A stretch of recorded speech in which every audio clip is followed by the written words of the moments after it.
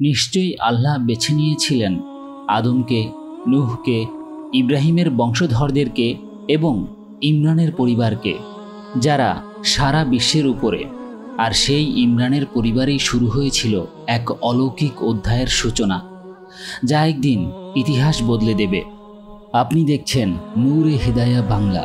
আরও বেশি বেশি ইসলামী কাহিনী আপনার জন্য নিয়ে আসবো আমরা। আমাদের চ্যানেলটি সাবস্ক্রাইব করতে ও ভিডিওটি লাইক করতে ভুলবেন না। তাহলে শুরু করা যাক।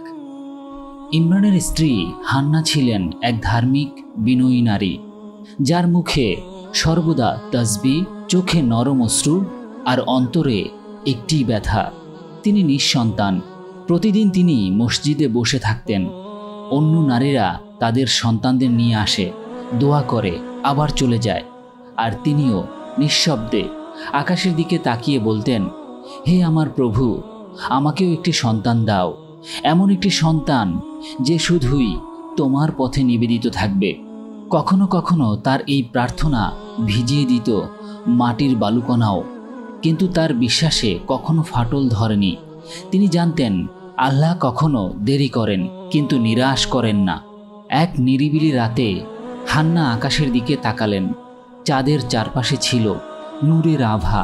সেই মুহূর্তে তার হৃদয়ে এক প্রশান্তি নেমে এলো। তিনি অনুভব করলেন যেন আল্লাহ তার প্রার্থনা শুনেছেন।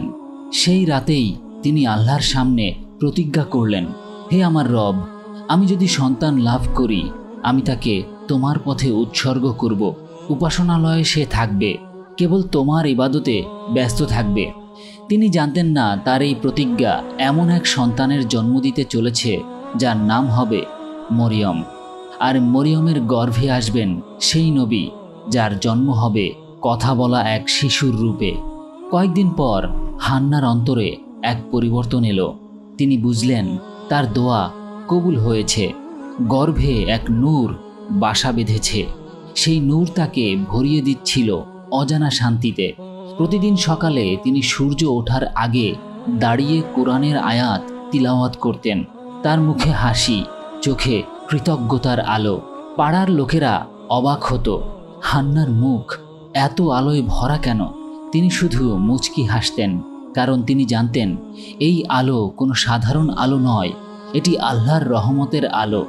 তার স্বামী ইমরানও ছিলেন আল্লাহ ভক্ত, ধর্মপরায়ণ এক পুরুষ। তিনি স্ত্রীর পরিবর্তন বুঝতে পারলেন। এক রাতে হান্না তাকে সব বললেন, দোয়ার কথা, প্রতিজ্ঞার কথা, গর্ভধারণের সংবাদ। ইমরান দীর্ঘ নিঃশ্বাস ফেলে বললেন, আল্লাহ মহান, তিনি নিশ্চয়ই আমাদের এই সন্তানকে একটি বিশেষ কাজে নিয়োজিত করবেন। সেই মুহূর্তে তারা দুজনেই সেজদায় পড়ে গেলেন। তাদের ঘরে ভেসে বেড়াচ্ছিল তিলাওয়াতের সুর, সুবহান আল্লাহি ওয়া বিহামদিহি। দিন যায়, মাস গড়ায়, হান্নার গর্ভে সন্তানের বৃদ্ধি হচ্ছিল, আর তার ঈমান আরও দৃঢ় হচ্ছিল। তিনি প্রায়ই হাত বুলিয়ে বলতেন, হে আমার সন্তান, তুমি আল্লাহরই পথে চলবে, আমার নয়, কেবল তোর প্রভুর হবি তুই। চারপাশে বাতাসে মিশে যেত তার তাসবির মৃদু ধ্বনি। কেউ জানত না এই গর্ভে বেড়ে উঠেছে এমন এক সত্তা যাকে আল্লাহ বেছে নিয়েছেন মানবতার এক পরিবর্তনের জন্য। সূর্য অস্ত যাচ্ছিল। আকাশের লাল আলোয় হান্না জানালার পাশে বসেছিলেন। তার মুখে প্রশান্তি, হাতে তাসবিহ, চোখে কৃতজ্ঞতার অশ্রু।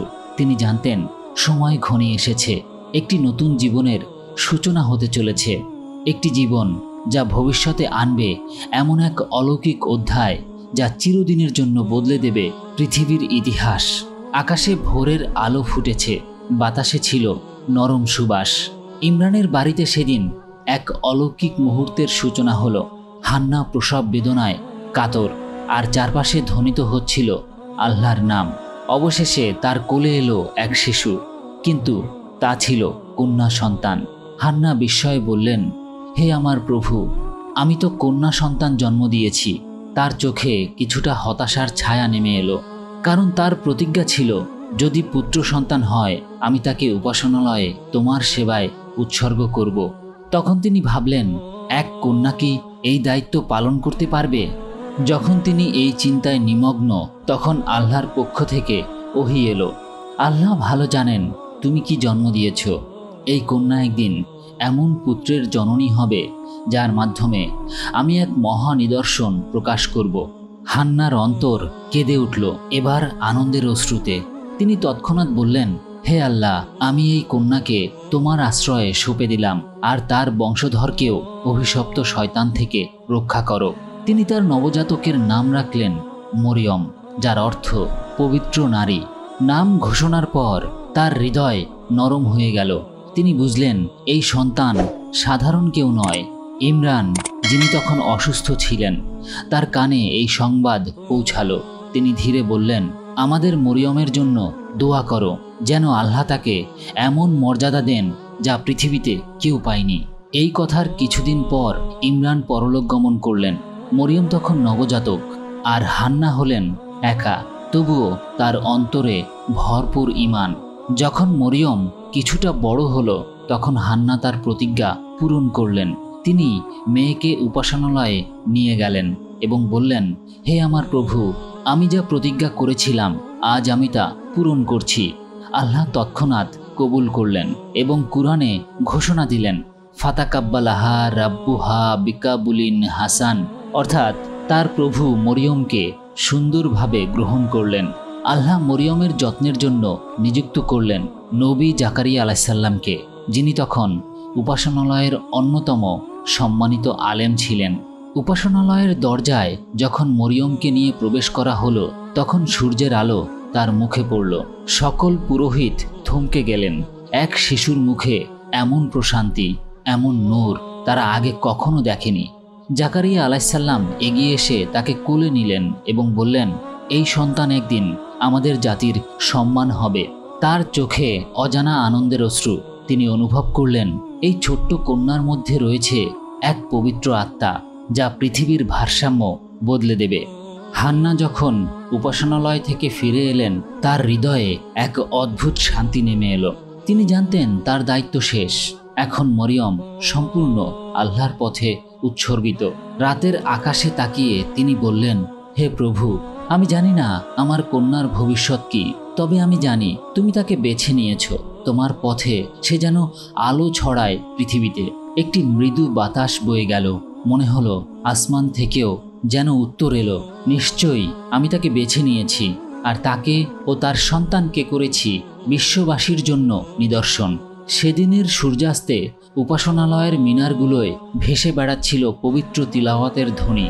একটি ছোট্ট মেয়ে, যার নাম মরিয়ম, তখন ঘুমিয়েছিল। তার মুখে মৃদু হাসি, আর চারপাশে ছিল এক অজানা নূরের আভা। এই শিশুটি একদিন হবে এমন এক অলৌকিক নবীর মা, যার জন্ম হবে পিতা ছাড়া, আর যার প্রথম কথা হবে, আমি আল্লাহর বান্দা। সূর্যের আলো ফোটার সাথে সাথে মন্দিরের প্রাঙ্গণে এক পবিত্র দিন শুরু হলো। আজ মরিয়মের জীবনের নতুন অধ্যায়। তিনি স্থায়ীভাবে প্রবেশ করেছেন উপাসনালয়ে, যেখানে তিনি আল্লাহর ইবাদত ও তিলাওয়াতে জীবন কাটাবেন। তার বয়স তখন খুব বেশি নয়, তবুও চোখে ছিল দৃঢ়তা, কণ্ঠে ছিল প্রশান্তি। উপাসনালয়ের প্রবীণরা তাকে আশীর্বাদ করলেন, কিন্তু কেউ জানত না এই ছোট্ট মেয়ে ভবিষ্যতে মানবজাতির ইতিহাসে সবচেয়ে অলৌকিক ঘটনার কেন্দ্রবিন্দু হবে। আল্লাহ মরিয়মের অভিভাবক হিসেবে মনোনীত করলেন নবী জাকারিয়া আলাইসাল্লামকে। তিনি ছিলেন একজন ধার্মিক, সৎ ও আল্লাহভীরু নবী। মরিয়মকে তিনি নিজের কন্যার মতো দেখতেন, কারণ তিনি নিজেও সন্তানহীন ছিলেন। তিনি মরিয়মের জন্য মন্দিরের এক ছোট্ট কক্ষ নির্ধারণ করলেন, একটি নিভৃত স্থান যেখানে মরিয়ম ইবাদত, তিলাওয়াত ও সেজদায় সময় কাটাবেন। প্রতিদিন জাকারিয়া আলাইসাল্লাম তার জন্য খাবার, পানি ও তেল নিয়ে আসতেন, যেন মরিয়ম আল্লাহর ইবাদতে ব্যস্ত থাকতে পারেন।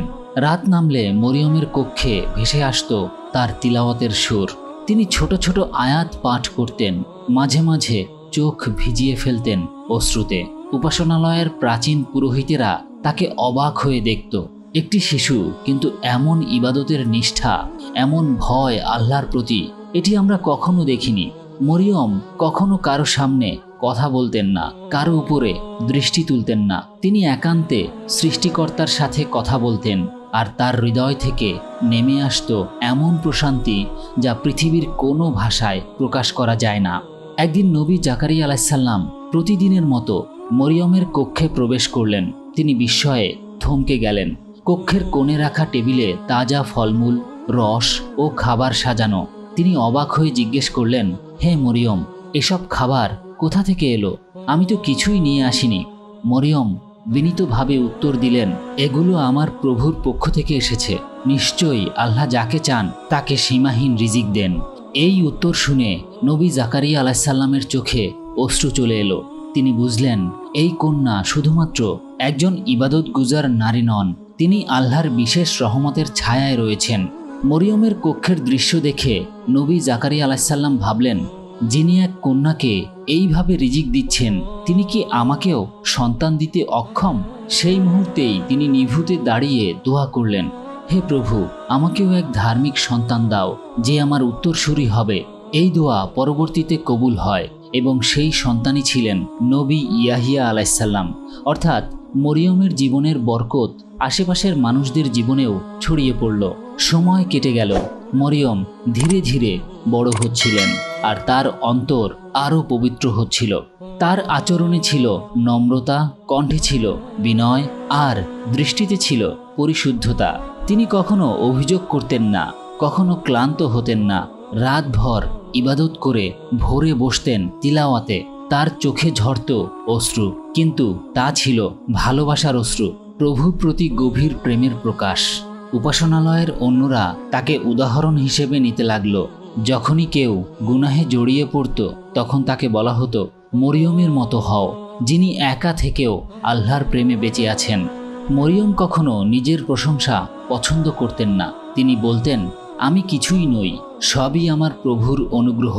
এক রাতে উপাসনালয়ের ছাদের উপরে চাঁদের আলো ছড়িয়ে পড়েছিল। মরিয়ম সেজদায় ছিলেন। তার কণ্ঠে ধ্বনিত হচ্ছিল, রাব্বি ইন্নি নাজারতু লাকা মাফি বতনি মুহাররান। হে আমার প্রভু, আমি যা কিছু আমার গর্ভে ছিল তা তোমার জন্য উৎসর্গ করেছি। তার মায়ের দোয়ার প্রতিধ্বনি যেন মরিয়ম নিজেই পুনরাবৃত্ত করছিলেন। চাঁদের আলোয় তার মুখ জ্বলজ্বল করছিল, যেন আকাশের নূর তার মধ্যে বাস করছে। কেউ জানত না এই সেজদার রাতগুলো একদিন তার জীবনে নিয়ে আসবে এমন এক মুহূর্ত, যেখানে ফেরেশতা স্বয়ং এসে তাকে জানাবে সবচেয়ে মহান অলৌকিক বার্তা, এক সন্তানের জন্ম, কোনো পুরুষের স্পর্শ ছাড়াই। রাতের নিস্তব্ধতা তখন মৃদু বাতাসে দুলছে। বাইতুল মুকাদ্দাসের প্রাচীন প্রাসাদের পাশে এক নির্জন স্থানে বসেছিলেন মরিয়ম আলাইসাল্লাম। তিনি তার উপাসনালয়ে একা, গভীর ধ্যান ও ইবাদতে নিমগ্ন, পৃথিবীর কোলাহল থেকে দূরে। তার হৃদয় তখন শুধু আল্লাহর স্মরণে পরিপূর্ণ।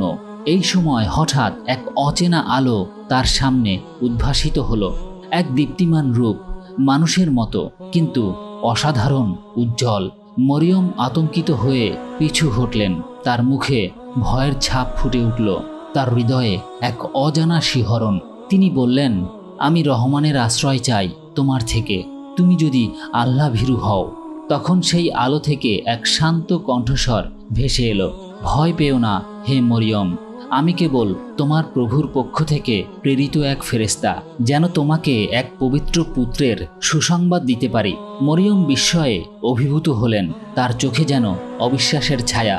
তিনি কাঁপা কণ্ঠে বললেন, কিভাবে আমার সন্তান হবে, যখন কোনো মানুষ আমাকে স্পর্শও করেনি? আমি তো অপবিত্র নই। ফেরেশতা জিবরাইল আলাইহিসসালাম উত্তর দিলেন শান্ত কণ্ঠে, এমনই বলেছেন তোমার প্রভু, তিনি যাকে ইচ্ছা সৃষ্টি করেন। যখন তিনি কোনো বিষয়ে আদেশ করেন, তখন শুধু বলেন হও, আর তা হয়ে যায়।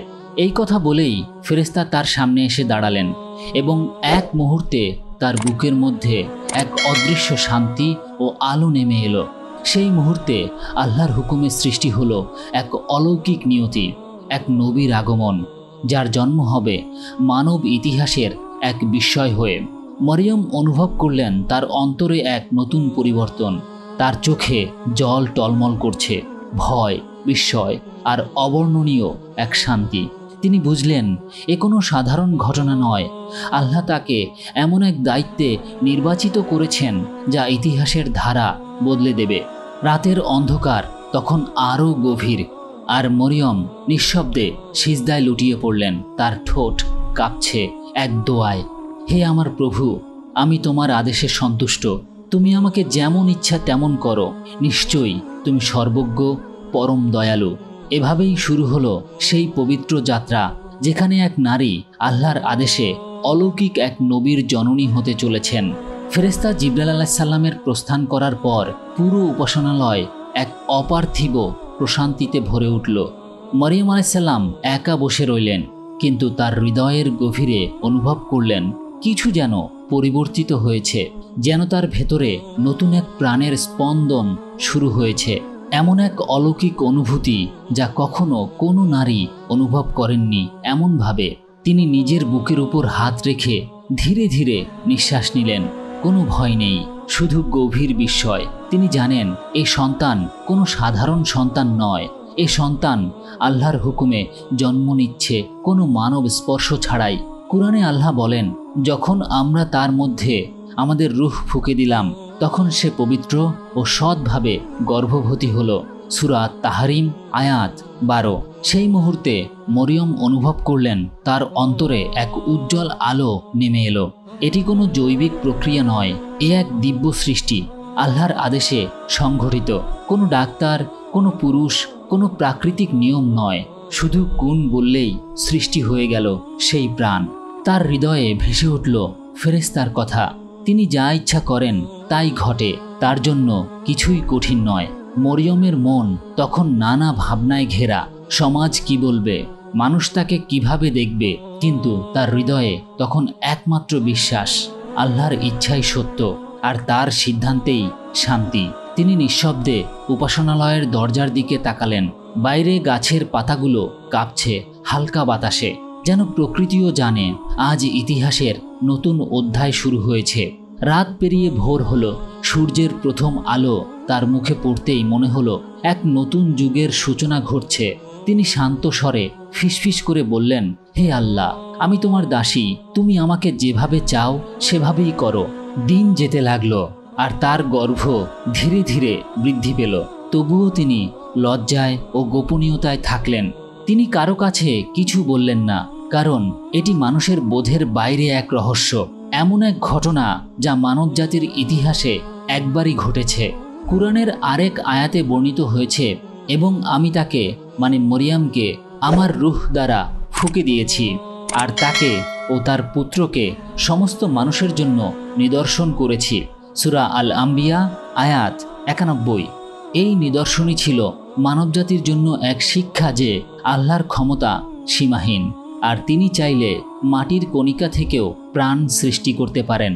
সেদিন থেকে মারিয়াম তার সময় কাটাতে লাগলেন ইবাদত ও ধ্যানে।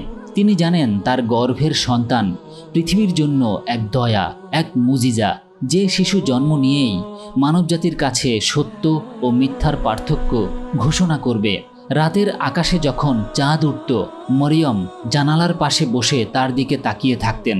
তার ঠোঁট থেকে নিঃশব্দে বেরিয়ে আসতো দোয়া, হে প্রভু, আমাকে ধৈর্য দাও, আমাকে শক্তি দাও, আমি জানি তোমার হুকুমেই সব হয়। এইভাবেই নীরবে বিনা মানব স্পর্শে আল্লাহর অলৌকিক আদেশে গর্ভে ধারণ করলেন সেই পবিত্র নবী হযরত ঈসা আলাইহিস সালামকে। দিন দিন মরিয়ম আলাইহিস সালামের গর্ভ বৃদ্ধি পাচ্ছিল। তার দেহে যেমন পরিবর্তন ঘটছিল, তেমনি তার অন্তরে চলছিল এক গভীর মানসিক সংগ্রাম। বাইতুল মুকাদ্দাসের নারীরা, যারা আগে তাকে সচ্চরিত্র ও পবিত্রা হিসেবে জানত, এখন অদ্ভুত দৃষ্টিতে তাকাতে শুরু করলো। তারা কৌতূহলী, কেউ কেউ অবিশ্বাসী, কেউ বা ফিসফিস করে বলতো, এ কি মরিয়ম, সেই নারী যিনি নিজেকে আল্লাহর ইবাদতে নিবেদিত করেছিলেন? এই কথাগুলো মরিয়মের হৃদয়কে ক্ষত বিক্ষত করে দিত। তিনি কাউকে কোনো জবাব দিতেন না। তার একমাত্র ভরসা ছিলেন আল্লাহ। এক রাতে যখন সবাই ঘুমিয়ে পড়েছে, তিনি নিঃশব্দে উপাসনালয় ছেড়ে বেরিয়ে এলেন। চাঁদের আলোয় তার চোখে ভাসছিল অশ্রু, কিন্তু সেই অশ্রুতে ছিল না দুর্বলতা, ছিল আল্লাহর প্রতি অবিচল আস্থা। তিনি একাকী পথে হাঁটতে লাগলেন, শহরের সীমানা পেরিয়ে মরুভূমির দিকে।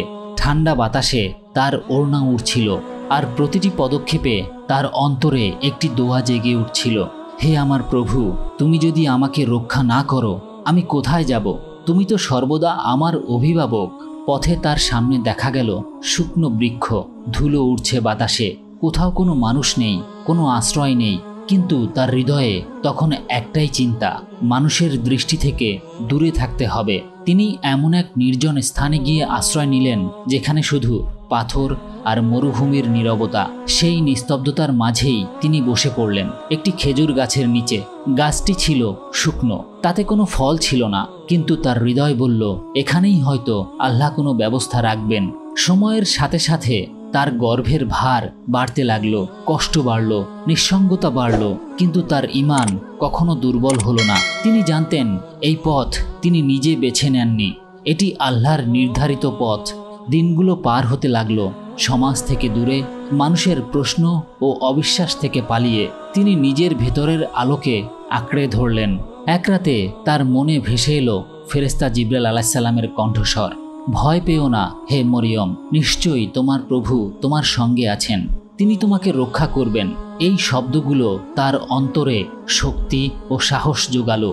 তিনি জানলেন আল্লাহ তাকে এক অসম্ভব যাত্রায় পাঠিয়েছেন, কিন্তু সেই যাত্রার শেষে থাকবে এক অলৌকিক সূর্যোদয়, এক নবীর জন্ম, যিনি পৃথিবীকে সত্যের পথে ডাকবেন। রাত পেরিয়ে ভোর হলো, সূর্যের প্রথম আলো যখন মরুভূমির বালিতে পড়ল, মরিয়ম তখন গাছের নিচে বসে নিঃশব্দে দোয়া করছিলেন। তার চোখে এখন ভয় নেই, শুধু অপেক্ষা, এক অলৌকিক ঘটনার অপেক্ষা। সূর্য তখন তীব্রভাবে জ্বলছে, মরুভূমির ধুলোমাখা বাতাসে তাপের ঝাঁজ ছড়িয়ে পড়েছে। মরিয়ম আলাইহিস সালাম একা, সম্পূর্ণ একা, কোনো আত্মীয় নেই, কোনো আশ্রয় নেই, পাশে শুধু এক শুকনো খেজুর গাছ আর এক ছোট্ট ঝর্ণা শুকিয়ে যাওয়া ধারা। তার গর্ভের ভার এখন অসহনীয় হয়ে উঠেছে, শরীর কাঁপছে যন্ত্রণায়, কপাল ভিজে গেছে ঘামে। তিনি খেজুর গাছের কাণ্ড আঁকড়ে ধরে নিঃশব্দে কাঁদছেন। হঠাৎ তিনি চিৎকার করে উঠলেন, হায়, যদি এর আগে আমি মরে যেতাম আর কেউ যেন আমাকে স্মরণও না করত। সূরা মারিয়াম আয়াত 23। এ যেন এক মানুষের অসহায় চিৎকার, এক মায়ের যন্ত্রণা, যিনি জানেন এই জন্ম সাধারণ নয়। তিনি জানেন সমাজ তাকে দোষী ভাববে, অথচ তিনি সম্পূর্ণ নির্দোষ। ঠিক তখনই সেই নির্জন মরুভূমিতে প্রতিধ্বনিত হলো এক কোমল কণ্ঠস্বর, দুঃখ করো না হে মরিয়ম, তোমার প্রভু তোমার নিচে একটি প্রবাহিত ঝর্ণা সৃষ্টি করেছেন। সূরা মারিয়াম আয়াত 24। মরিয়ম অবাক হয়ে নিচে তাকালেন। যেখানে আগে কেবল শুকনো বালি ছিল, এখন সেখানে ঝলমলে স্বচ্ছ পানি বইছে, ঠান্ডা পরিশুদ্ধ পানি, যেন আকাশ থেকে নামানো রহমত। আবার কণ্ঠস্বর এলো, আর তুমি খেজুর গাছের কাণ্ডটি নাড়াও, তা থেকে তোমার দিকে টাটকা পাকা খেজুর ঝরে পড়বে, তা খাও, পান করো এবং চক্ষু শীতল করো। সূরা মারিয়াম আয়াত 25 থেকে 26। মরিয়ম কাপা হাতে খেজুর গাছটি নাড়ালেন, আর একে একে গাছ থেকে খেজুর ঝরে পড়তে লাগলো। অলৌকিকভাবে সেই গাছটি তখন ফল ভারে নুয়ে পড়ল। মরিয়ম চোখ বন্ধ করে এক টুকরো খেজুর মুখে দিলেন। এক মুহূর্তে তার মুখে ফিরে এলো শক্তি, মনে এলো শান্তি।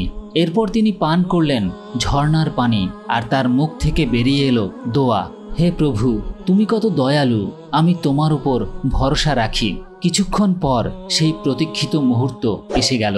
মরুভূমির নিস্তব্ধতার মাঝে গাছের ছায়ার নিচে আল্লাহর আদেশে জন্ম নিলেন এক পবিত্র নবী, হযরত ঈসা আলাইহিস সালাম।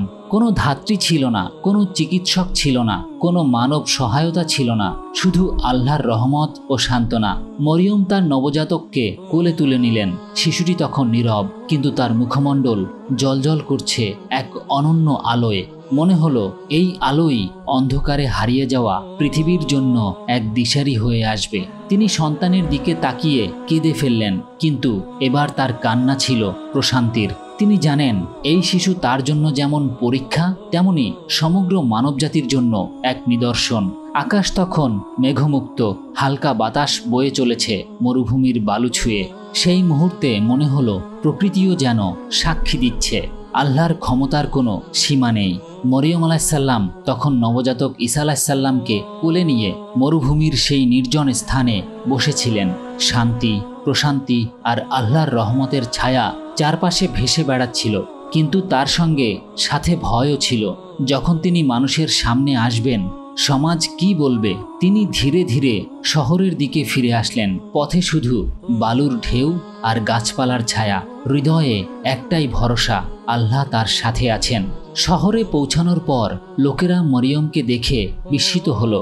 কারো কানে হাওয়া গেল, এই কি সেই নারী যিনি গর্ভধারণ করেছেন মানব স্পর্শ ছাড়াই? লোকেরা ফিসফিস করতে লাগলো, কিছুটা কৌতূহল, কিছুটা সন্দেহ। তারা তাকে প্রশ্ন করল, মরিয়ম, তোমার সন্তান কোথা থেকে এসেছে? তুমি কি ব্যর্থ হয়েছ? মরিয়ম তখন চুপ থাকলেন, দৃষ্টিতে ভয়ের ছায়া। তিনি জানতেন মানুষের কৌতূহল বা সন্দেহ কখনো সত্যকে অস্বীকার করতে পারবে না। অতএব আল্লাহর নির্দেশে শিশু ঈসা আলাইহিস সালাম প্রথম কথাগুলো বললেন। কোথাও কেউ আগে শুনতে পায়নি এমন অলৌকিক শব্দ।